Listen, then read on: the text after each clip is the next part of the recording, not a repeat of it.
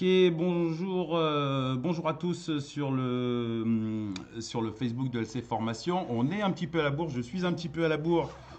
J'étais encore en train de régler des petits paramètres techniques qui ne sont pas encore réglés, mais voilà, ça va se faire en cours de session.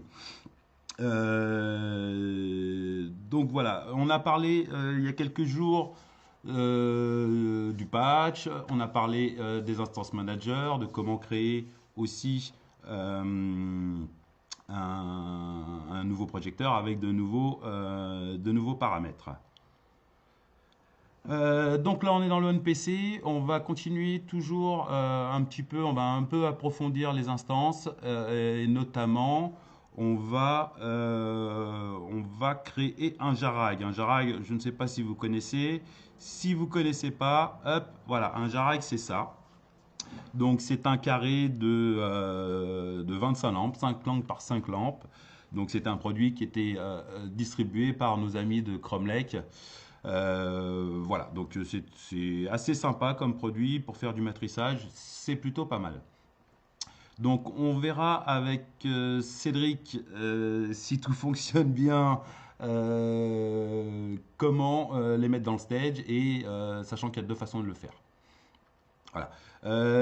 Donc pour le coup, on va voir comment on crée ce fameux jarag. Donc je reviens sur le NPC. Et là, on va aller donc dans le setup. Setup, vous faites fixture, patch fixture schedule. Voilà. Hop, on va dans fixture type. Et là, ce qu'on va faire, c'est qu'on va importer un générique pour pouvoir travailler directement dessus. Alors, je pourrais créer directement mon projecteur sans faire cette importation. Par contre, ça m'obligerait à créer le projecteur, la carcasse 3D, pour que ce soit visible dans le grand Ema 3D. Donc, on va partir d'un élément existant. Donc, je fais import. Hop, on l'a vu déjà, je suis dans la librairie interne. Je fais gen et je vais chercher un dimmer. Voilà, je prends le dimmer 00, je l'importe. Alors, on a déjà un dimmer, rappelez-vous, dans la console, on a déjà un dimmer qui est accessible directement. Par contre, si je modifie celui-ci et que j'ai mis des Fresnel ou des parts, forcément, mes parts ou mes Fresnel vont devenir des jarailles. Donc, c'est aussi pour ça que je vais en chercher un deuxième. Alors, moi, ce que je vous conseille de faire dans la création de machine, c'est déjà de mettre un nom. Donc là, hop, on va faire jaraille. On peut faire du CTRL-C, CTRL-V. Hop, donc là, je valide. CTRL-V, voilà. Donc le nom long, le nom court. Ici, le fabricant, moi j'ai pour habitude, dès que je crée une machine, de mettre mes initiales. Comme ça, quand elle sera exportée sur ma clé USB, ce sera quand même plus simple de faire une recherche par rapport à mes initiales que de me rappeler quel est le fabricant ou autre. Voilà. Hop. Voilà. J'ai mis mes initiales un peu plus loin dans le tableau. Alors ça, c'est des valeurs qu'on ne peut pas, qui s'incrémentent tout seuls, qu'on ne peut pas toucher, hein, ils sont en fond noir. Donc on a DMX Footprint, c'est le nombre de paramètres utilisés, et les instances. Les instances, rappelez-vous, on a fait des barres de LED il y a quelques jours. Donc c'était les barres de LED 8 cœurs, et donc si vous avez prêté attention à ce niveau-là, on avait 24 footprint, donc 24 paramètres, mais on avait 8 instances. Un peu plus loin, on a une colonne mode où on peut renseigner une information. Mettons que vous créez un projecteur en mode 3, 4 ou peu importe. Pour le coup, vous mettrez cette information ou pas. Autant la mettre, c'est quand même plus pratique. Ici, dans UZ, vous retrouvez le nombre de projecteurs patchés. Donc, en l'occurrence, là, pour l'instant, on a 0. XYZ, on en parlera plus tard, peut-être. Le modèle, on le laisse en automatique. Et fixture, RDM fixture, on s'en fout pour l'instant. Donc, j'ai ma ligne. Je l'édite. Ici, je retrouve le paramètre qui constitue mon module. Alors, pour que ce soit plus clair, ce que je vous propose, c'est le module. On va changer le nom. Main module, au lieu que ce soit main module, on va l'appeler lampe. Voilà. Je l'ai appelé lampe pour l'instant. Comme je suis encore dans ce menu, il faut que je ressorte pour rafraîchir le nom. Donc, je ferme une fois. Vous voyez, là, j'ai toujours channel of module, main module. Donc, je referme une deuxième fois et je réédite ma ligne. Et là, pour le coup, je vois bien channel of module lampe. Donc, c'est les paramètres qui composent mon module lampe. D'accord? Donc, en l'occurrence, c'est le dimmer. Voilà pour cette partie. Donc, si vous vous rappelez de la photo du Jarag, mais je vous la représente de nouveau. En fait, là, pour l'instant, on a juste le module donc, qui est en fait finalement qu'une seule lampe, un seul dimmer. Et nous, ce qu'on a besoin, c'est d'en avoir 25. Voilà. Donc, pour pouvoir faire ça, hop, je reviens sur le 3D. Pour pouvoir faire ça, pour le coup, je vais aller dans les instances. Alors, vous me direz, mais pourquoi on ne met pas 25 dimmers dans la construction de mon projecteur directement? Eh bien, parce que si vous rajoutez le même paramètre, eh bien, le précédent s'en va. Je vous montre. Je suis dans Attributs. Dans Attributs, donc je peux choisir ma fonction. Donc, en l'occurrence, moi, ce qui m'intéresse, c'est un dimmer. Et hop, voilà. J'ai mis un dimmer et le précédent est parti. Donc, si je faisais ça 25 fois, et ben à chaque fois, ça partirait. Donc, ce sera un peu compliqué. Donc là, on va se remettre en dimmer et cette ligne, on l'efface. Voilà. Donc, j'ai mon module manager qui contient un paramètre, en l'occurrence le dimmer. Maintenant, je vais aller, pour pouvoir multiplier 25 fois ce paramètre, je vais dans Instance Manager et c'est ici que je vais ajouter mes modules, donc qui sont au nombre de 25, puisque j'ai 25 lampes, 25 dimmers. Hein, hop, 24, hop, 25. Voilà. Rappelez-vous, Donovan nous avait présenté cette partie avec notamment la barre de LED. Je clique dans la colonne module sur l'entête et je peux faire clic droit et je vais chercher mon module. J'ai mon patch interne. Donc, mon patch interne, là pour l'instant, toutes mes lampes sont à 1, donc ça ne fonctionnera pas bien.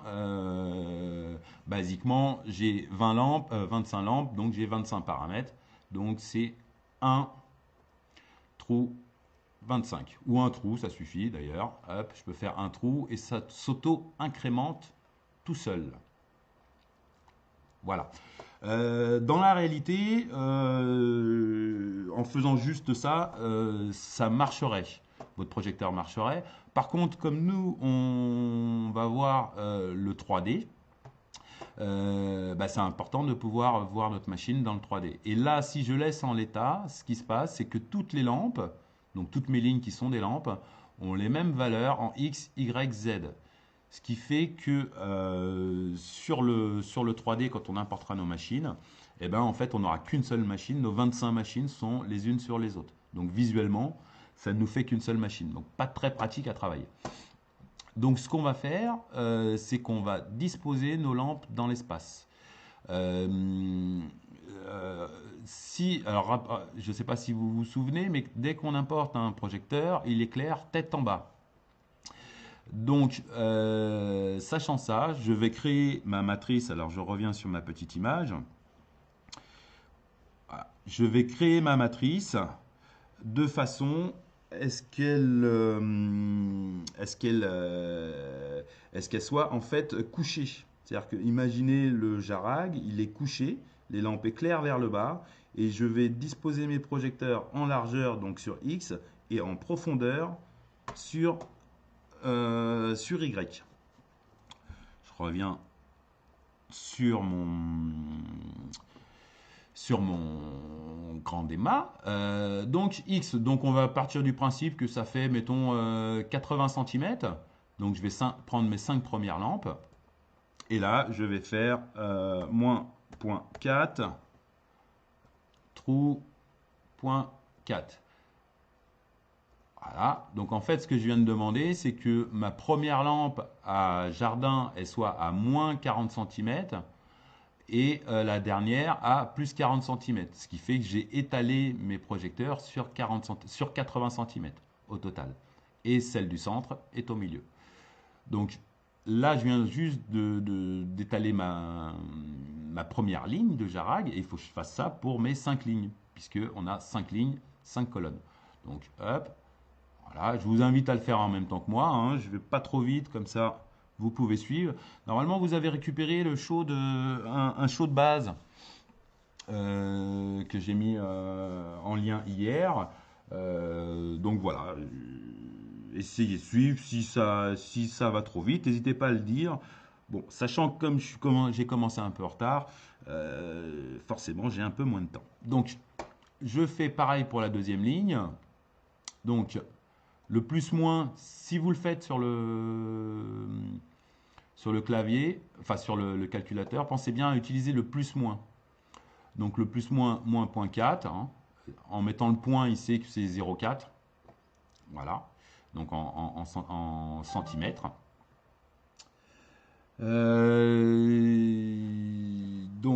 Hop, j'ai des messages en même temps, donc je regarde. Ok, 0.4. Bon, ce que je vais faire, on va faire un CTRL-C. Hop, si ça veut bien. Voilà, CTRL-C. Ok, on valide. Donc là, je viens d'étaler ma deuxième ligne. Donc mes 5 lampes suivantes. Ok, je redescends un peu plus bas. Hop, je reprends mes 5 lampes. CTRL-V. Je valide.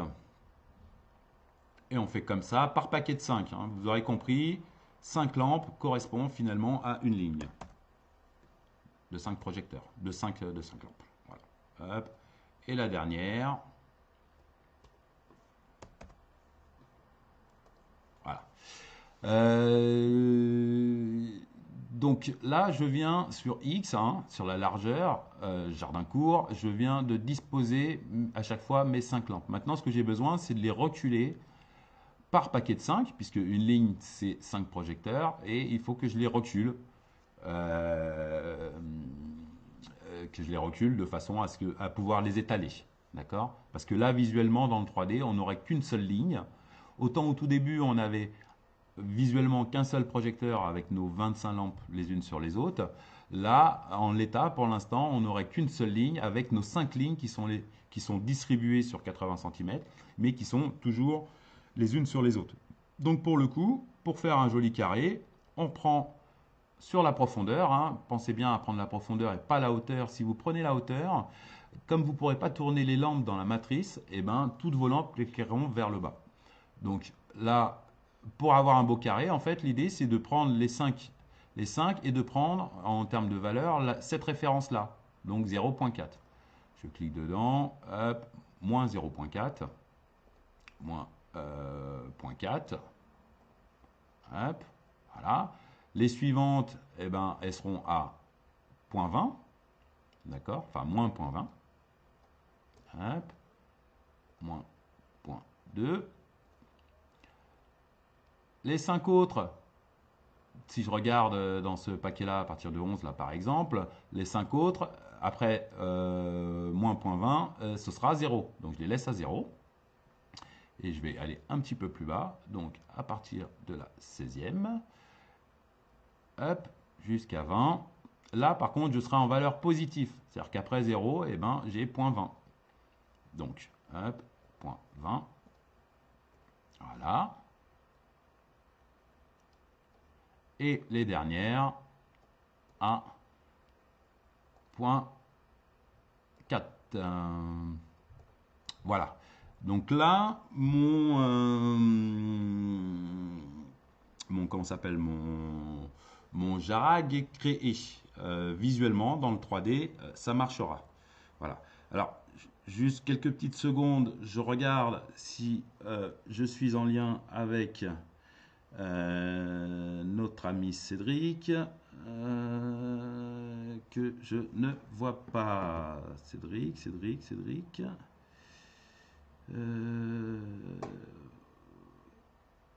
Ok, bon, je ne sais pas si il a pu me préparer. Hop, laissez-moi 2 petites secondes.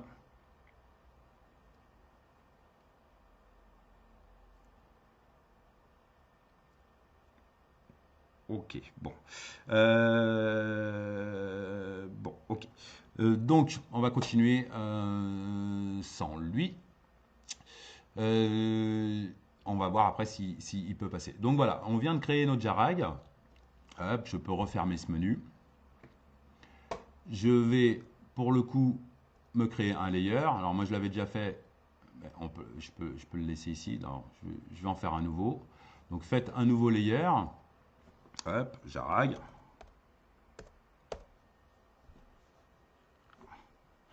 Mettez Jarag module.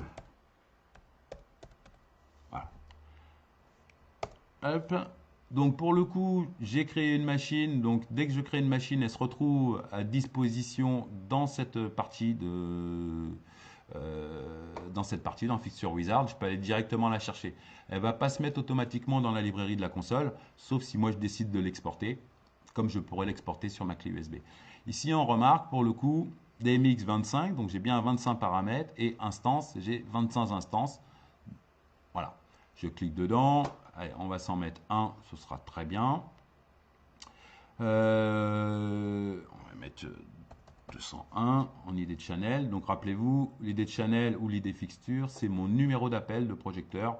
Et puis on va se mettre en univers 5.1. Mettons. Donc 201. Hop, j'applique. J'ai bien mon 201. Ceux-là, je vais les virer pour l'instant. Ce que je voudrais que vous me fassiez aussi, en plus du layer de Jarag qu'on vient de se faire, je voudrais que vous me fassiez un layer avec un layer qu'on appellera par pour l'instant, avec 25 parts. Donc je vous laisse quelques secondes. L'idée c'est que vous mettiez 25 dimmers dans ce layer. Ok. Je vous laisse le temps de le faire. Enfin, vous avez 1 minute. Donc moi, je sauve. Hop. Je reviens en arrière. Et pour le coup, je vais afficher le 3D.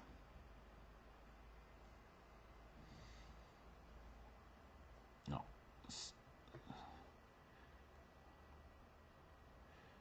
Hop. Si on va faire tac, reset position, reset rotation.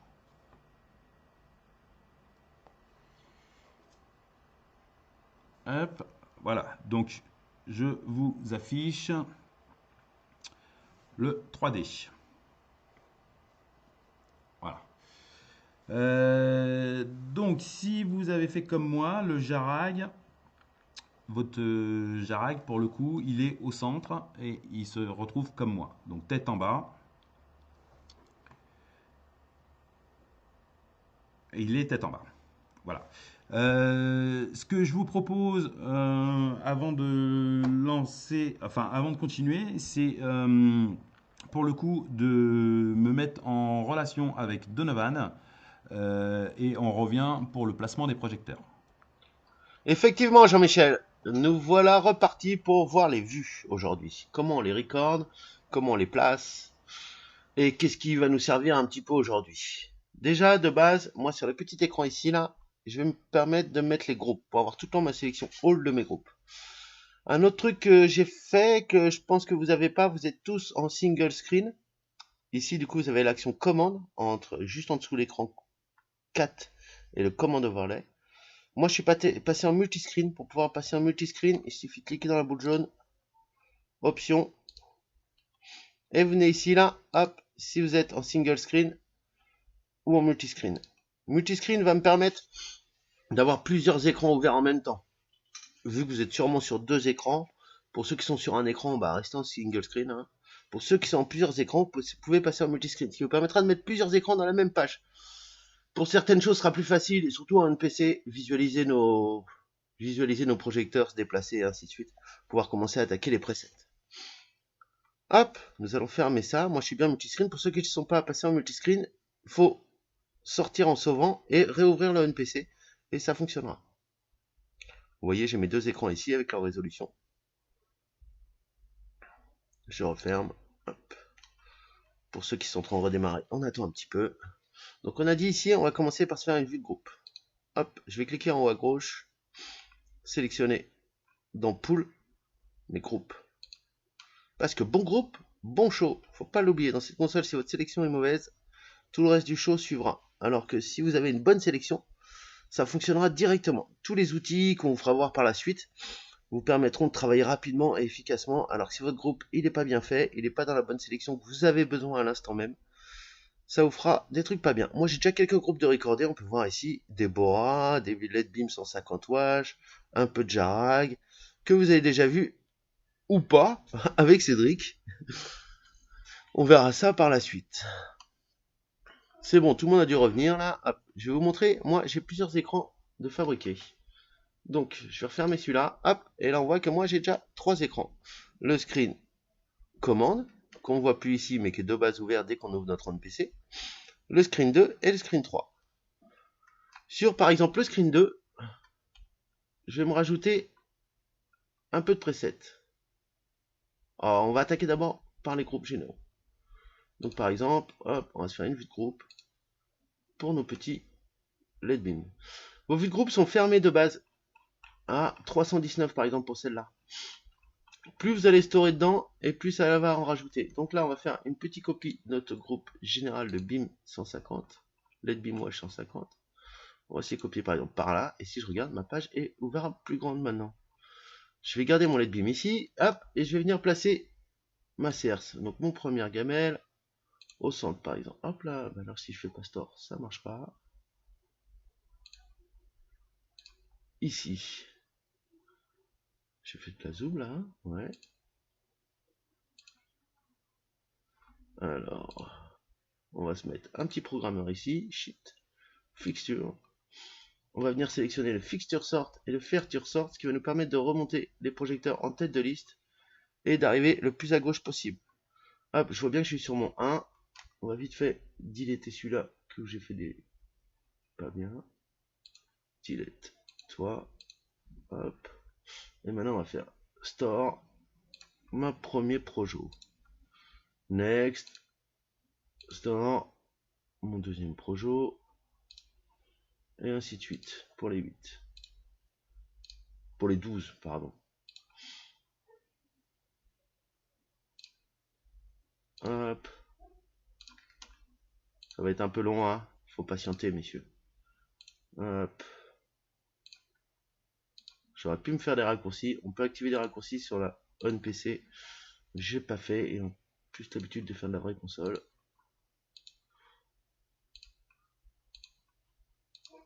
Hop. Et ça vous permet de savoir où sont les touches.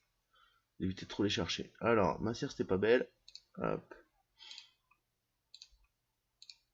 11. Et on va mettre le 12e là-haut. Alors c'est pas bien fait. On voit que mon rond est pas très joli. Maintenant on a une astuce pour mouver les machines les unes après les autres sans avoir à recliquer dans Move à chaque fois. Donc je clique une fois dans Move. Maintenant si je fais que lui glisser, je vais pouvoir placer mes projets à peu près où je veux. Hop, là on va être pas mal.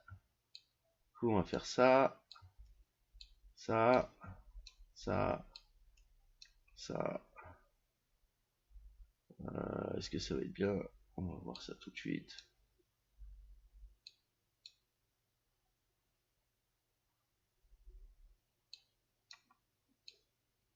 Hop, je redéplace un petit peu. Et bien là, on est pas mal. On a enfin notre vrai CRS.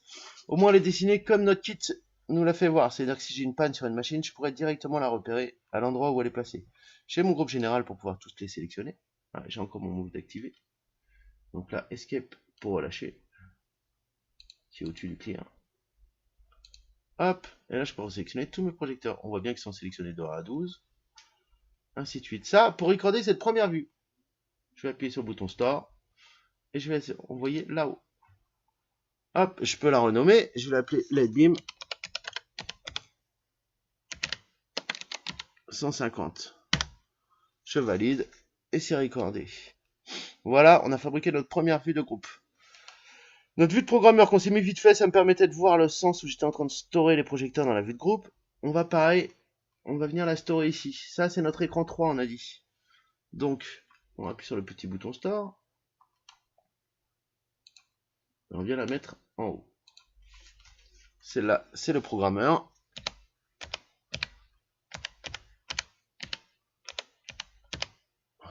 J'écris pas bien.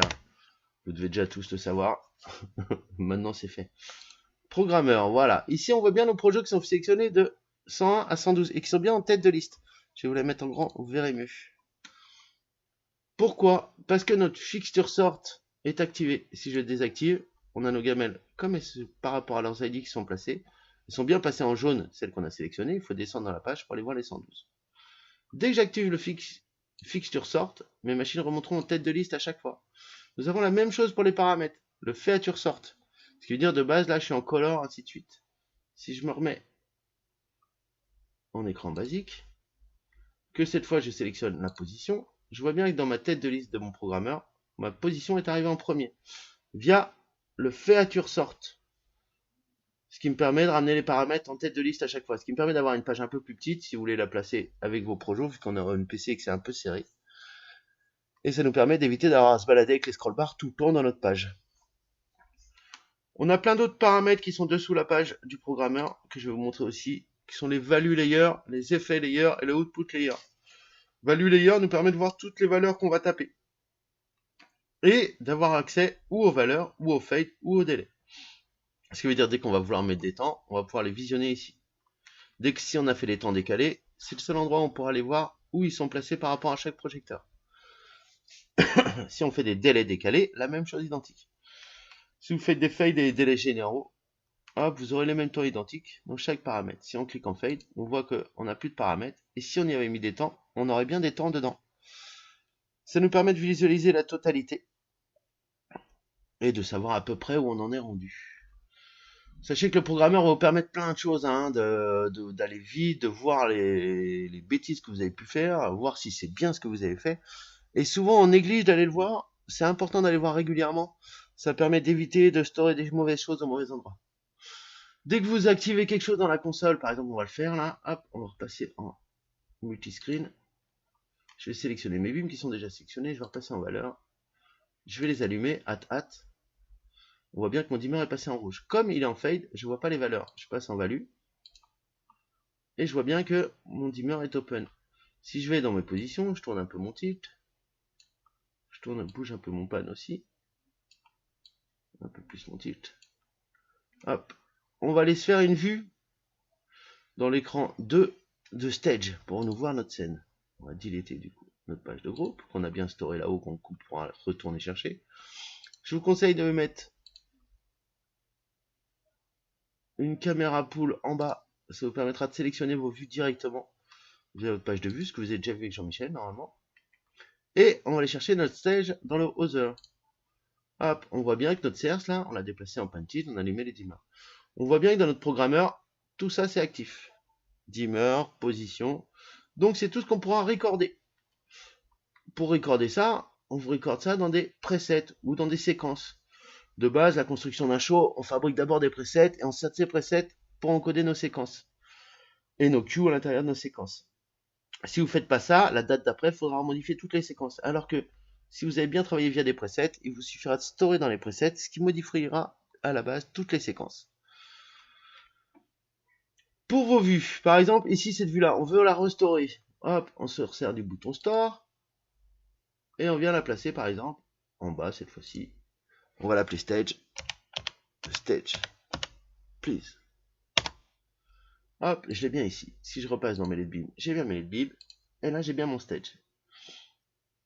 Si jamais celle-là qui est sur l'écran 2, on voudrait la placer sur l'écran 3. Il me suffit d'aller storer. Bien sûr, d'avoir ma vue sur un écran. Là, ça va être la 2. Et là, de storer, par exemple, en bas de l'écran 3, sur la vue là. Et plutôt que sélectionner la vue 3, je lui dis, tu vas me storer la vue 2 dans cet écran 3. Et je fais please. Je reclique dedans. Hop, j'ai bien récupéré la vue de l'écran 2. sur l'écran 3. Et ainsi de suite. Je peux faire la même chose avec le programmeur. Si je veux le storer dans l'écran 2, store, je vais au-dessus du stage, je clique, je l'appelle prog2. Cette fois-ci, je store dans l'écran 2, mais je veux récupérer le 3, je désactive le 2, je prends le 3, et je valide. Et je retrouve bien mon programmeur, ici, ou mon stage, en dessous. Les groupes. Sachez que les groupes, de base, les solos, c'est assez important. Bon groupe, bon show, on le répétera jamais assez. Vous voyez que moi, mes fonds sont bleus. De base, quand vous storez, si vous cliquez en votre boule jaune, ici, là, vos fonds seront gris. Donc, on va dire sans trop blanc en réalité. All in order et all out in order, je vous les mettre en plus grand. C'est sélection. Est-ce que ma sélection est complète? Est-ce que ma sélection n'est pas complète? Ce qui veut dire que, par exemple, dans mon groupe all, si je referme cette page, hop, je sélectionne juste là 1, 2, 3. Dès que j'aurai tout sélectionné, il me fera voir que j'ai bien pris la sélection, mais qu'elle n'est pas identique à celle qui est dedans. Alors que si j'avais pris toute la sélection dans le même sens, j'aurais une barre verte pour me dire que le groupe était identique. Évitez de changer ces deux sélections, ça vous permettra que tout le monde soit à peu près pareil. Tout le monde est en vert ou en jaune. Après, si vous changez, vous changez. Hein. Mais si ça peut rester pareil pour tout le monde, ça sera plus facile pour ceux qui passeront derrière vous. Moi, j'aime bien mettre des couleurs dans les cases, ça permet de les différencier un peu. Donc celle-ci en bleu, par exemple, pour les groupes. J'aime ça. Frame color pour changer le style. Et il suffit de refermer la page. On va se faire quelques vues de preset. Donc on va refermer cette page-là. On clique dans la boule jaune, delete view, hop, et par exemple, on va se faire un peu de position en bas, preset. Donc ici, à chaque fois, on a nos onglets, hein, dans nos vues, pour aller chercher nos onglets. Sheet, on va trouver le programmeur. Dans le pool, on va trouver tout ce qui va être sélection de vue de pool, caméra de pool, ainsi de suite. Other, il y a le stage, et ainsi de suite, et d'autres choses. Playback va vous permettre de récupérer du potard, système, après tout le système de la console. Là, on va commencer par les presets de position. Hop, une petite ligne en bas, 31 presets de position, ça fait déjà beaucoup de presets de position. Comme on l'a dit, boule jaune, j'aime bien quand il y a une jolie couleur, donc frame color, vous voyez qu'on a toujours le all active et les sum active qui sont toujours dans les mêmes couleurs. Frame color, lui on va le mettre en bleu clair. Hop, j'essaie toujours de cliquer au bon endroit pour faire mes cases. Vous verrez qu'en grande macro on peut zoomer pile poil la taille qu'on veut, mais là on peut pas.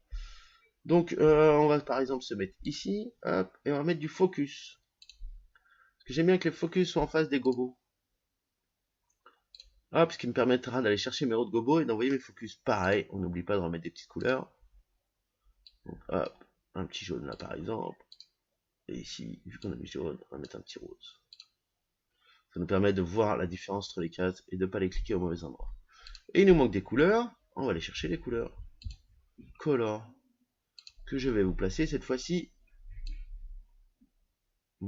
Plutôt vert. Hop, ça différenciera bien les deux. Et je referme. Donc si je vais resélectionner celle-là, je vais la storer bien sûr. Hein. Hop, on va la resizer. Hop, store. Ici, ça c'est mes presets. Je valide. Mes presets sont bien là. Je vais pouvoir sélectionner mes LED beams. On va clearer d'abord parce que j'ai fait une sélection pourrie tout à l'heure. Hop, je les allume. Comme ça, dans mon stage qui est ici, je peux les voir. Si je bouge ma position, je fais un joli soleil sur ma serre, je peux le storer dans mes presets de position. On voit bien que ça a fonctionné. Si je fais oups,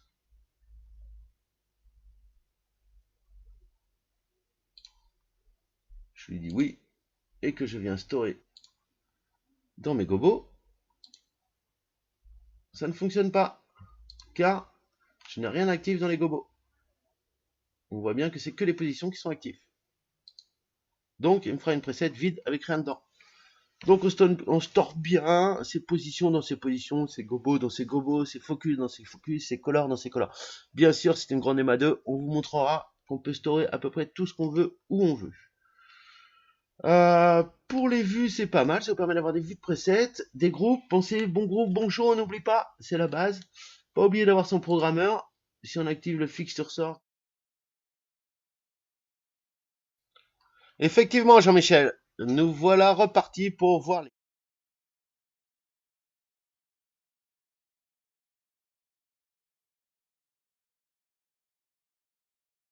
Merci Donovan. Petite coupure, donc les aléas du direct. Voilà. Euh, je pense que c'était assez clair pour les groupes et les presets. On verra prochainement les presets plus en détail parce qu'il y a pas mal de choses à voir et on peut faire pas mal de choses avec les presets. Les presets, c'est extrêmement important. On verra que c'est une sorte de mini-mémoire, mais qui contient un type de paramètres, le gobo, la couleur, etc. Alors encore une fois, comme le précisait Donovan, c'est évidemment pas figé, mais voilà, on en parlera.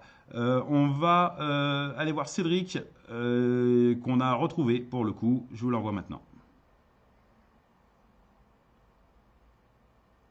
Effectivement, Jean-Michel, nous avons la possibilité de placer nos projecteurs dans l'environnement 3D grâce à la vue de Stage et aussi de les visualiser grâce au logiciel fourni par Emalaking, le Grand Mat 3D.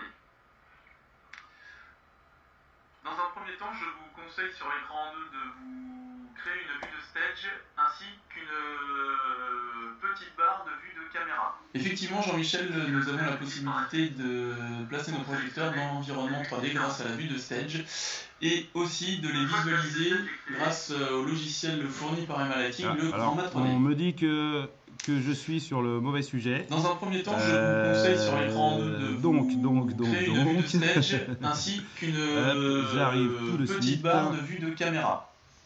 Ce qui va nous être utile par la suite pour sélectionner des vues différentes. Tout de suite, Cédric. Une fois que la vue de Stage est créée, vous allez dans la vue de Stage appuyer sur le bouton Setup. Ok. Effectivement, Jean-Michel, nous avons la possibilité de placer nos projecteurs dans l'environnement 3D grâce à la vue de Stage et aussi de les visualiser grâce au logiciel fourni par Emalaking, le Grand Mat 3D. Excusez-moi, voilà, petit Dans un premier temps, je vous conseille sur l'écran 2 de créer une vue de Stage ainsi qu'une petite barre de vue de caméra. Ce qui va nous être utile par la suite pour sélectionner des vues différentes. Une fois que la vue de Stage est créée, vous allez dans la vue de Stage appuyer sur le bouton Setup qui va passer en surbrillance jaune avec un fond bleu très clair.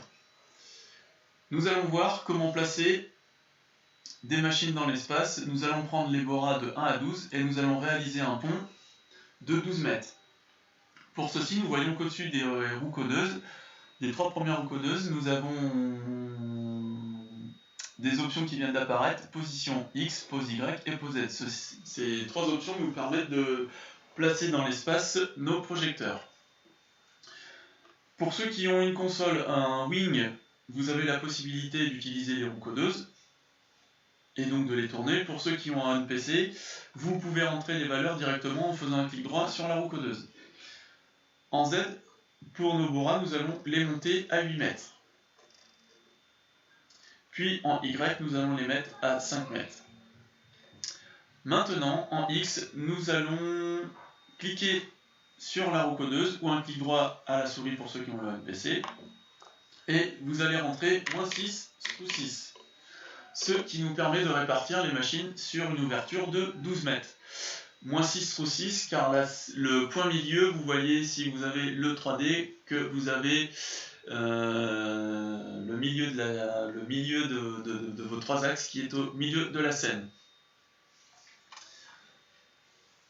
Nos boras sont donc placés dans l'espace comme nous le voulons. Nous allons maintenant réaliser un jarag à partir de 25 parts. Pour cela, nous allons utiliser les jarag parts, le groupe jarag parts. On sélectionne le groupe jarag parts. Et au-dessus de la 3e roue codeuse, nous avons un menu qui s'appelle le Wizard. On clique dessus et là nous avons le menu Wizard qui apparaît. L'onglet qui nous intéresse c'est la matrice 2D. La matrice 2D nous permet de créer des matrices très facilement. Dans un premier temps, nous avons horizontal intervalle et vertical intervalle. C'est un intervalle qui se trouve entre nos lampes. Donc nous allons mettre 0,20 entre les deux. Donc dans horizontal intervalle et vertical intervalle, nous rentrons 0,1. En colonne, nous allons mettre 5 un jarag est composé de 5 colonnes et 5 lignes. Row qui sont les lignes, nous allons mettre 5 aussi. Dans Plane, si je clique dans Plane, je m'aperçois que j'ai 3 options. XY est une option qui me permet de créer la matrice de gauche à droite et en profondeur, à plat, sur le sol. XZ nous permet de créer la matrice de gauche à droite et en hauteur. Et YZ nous permet de créer la matrice en profondeur et en hauteur. Nous allons sélectionner pour le jarag XZ. Horizontale direction, c'est la direction dans laquelle la matrice va s'exécuter. Donc nous allons commencer de gauche à droite pour le jarag, donc left, right. Et verticale direction, le jarag va de haut en bas, nous allons prendre donc top vers bottom. Matrice direction est l'option qui nous permet en premier de savoir si nous partons de l'horizontale ou de la verticale. Pour le jarag, nous allons partir de l'horizontale, donc horizontal first. Relative, no ou yes, cette option nous permet, si vous avez déjà bougé vos lampes, de créer la matrice par rapport à là où se trouvent vos projecteurs. En l'occurrence, nos projecteurs n'ont pas été bougés, nous pouvons laisser sur no. Je fais apply et close. Je m'aperçois que ma matrice est créée. Je vais pouvoir la repositionner comme je veux dans l'espace en utilisant les roues codeuses. Mais alors attention, à partir de maintenant, il ne faudra plus rentrer de valeurs dans les roues codeuses directement, vu que nous avons rentré des valeurs à chaque projecteur. Chaque projecteur a sa valeur de position. Pour cela, nous sommes obligés de faire tourner la roue codeuse. Je vous conseille donc de mettre le jarag de moins 4 mètres à moins 3 mètres 20. Et en Z, je vous conseille de mettre le jarag de 0,50 à 1,30 m afin de le visualiser. Une fois que cette étape est faite, nous nous apercevons que les jarags ne sont pas tournés vers nous. Si vous faites at, vous voyez bien que les projecteurs sont tournés vers le bas. Pour cela, nous avons besoin de les redresser vers nous. Au-dessus de la 4e roue codeuse, en partant de la gauche, nous avons position 1 of 2. Si je clique dessus, j'ai accès maintenant aux rotations. Je vais donc pouvoir tourner les projecteurs maintenant. Au-dessus de la première roue codeuse, vous avez rotation X, et au-dessus de rotation X, vous avez stage axis, et à côté, vous avez single ou groupe. Assurez-vous d'être en single. En single, la valeur de rotation s'appliquera à chaque projecteur. En groupe, la valeur de rotation s'appliquera au jarag complet. Vous verrez que si vous faites le test, vous n'avez pas du tout le même résultat. Nous le verrons avec la CERS.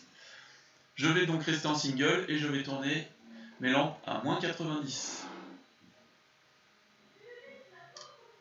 Et j'ai donc mes jarags qui sont visibles. Je clear ma console. Je vais sélectionner maintenant le jarag manager. La différence avec les 25 lampes de jarag, c'est que là, le jarag est déjà créé avec les instances manager. Nous n'avons juste qu'à mettre en place le jarag dans l'espace. Je vais donc le mettre en X à 4 mètres et en Z à 1 mètre. En position, je suis bien. Maintenant, je vais avoir besoin de régler le jarag pour qu'il soit vers moi. Je vais donc utiliser la rotation. Je viens donc recliquer sur position 1 of 2 afin d'avoir le menu rotation. Et en rotation X, je mets moins 90 degrés. Je m'aperçois que j'ai bien le jarag qui est orienté vers moi.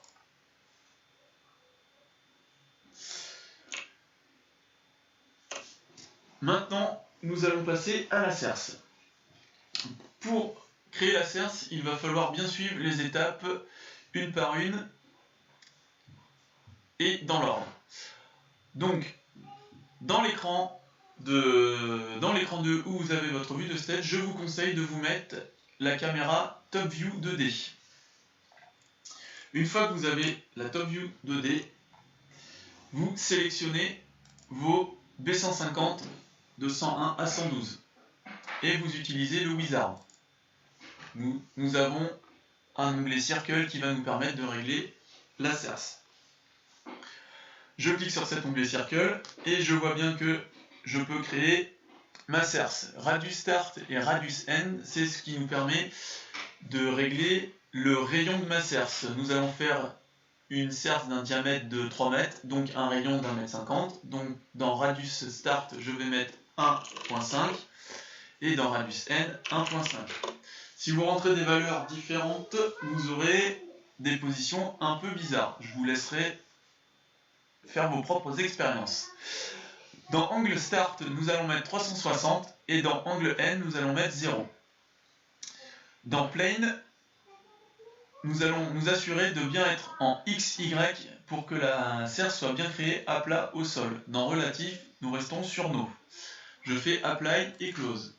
Une fois que j'ai fait Apply et Close, je m'aperçois que ma serce est bien créée, j'ai bien mes projecteurs qui sont en cercle. Par contre, mes projecteurs sont en cercle, mais ils ne sont pas placés comme s'ils étaient sur une serce.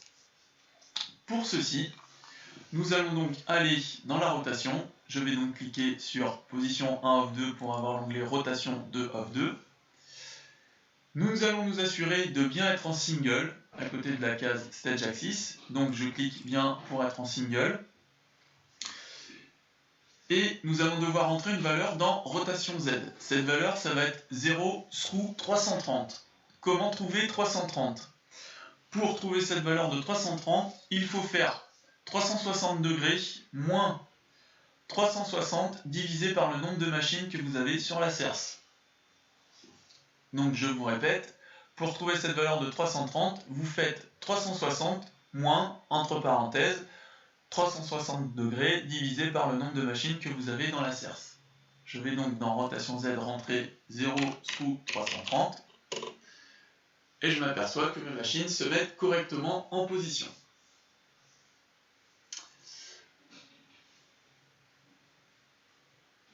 Une fois que ceci est fait, dans la vue de stage, nous allons pouvoir repasser la caméra en front. Nous apercevons que notre serce est bien créée à plat. Nous allons pouvoir la remonter en position Z. Je vais remonter un petit peu ma serce afin de mieux la visualiser. Et nous allons avoir besoin de maintenant la redresser vers nous. Pour ceci, nous allons donc maintenant recliquer sur position 1 of 2 pour avoir la rotation 2 of 2. Et maintenant, nous allons nous assurer d'être en groupe. Donc sur la case single, nous cliquons dessus et nous cliquons pour avoir l'option groupe. En rotation X, je vais tourner ma serce afin d'avoir moins 90 degrés. Si maintenant je tire ma console, j'allume que la première machine, je m'aperçois que la machine est en bas. Je vais donc avoir besoin de faire une rotation complète de ma serce. Donc, vous faites la première machine, vous appuyez sur Alt 2 fois pour allumer votre projecteur. Et une fois que ceci est fait, vous resélectionnez toute votre serce. Donc 101 sous 112. Et en rotation Y, nous allons tourner la serce afin d'amener la première machine en haut.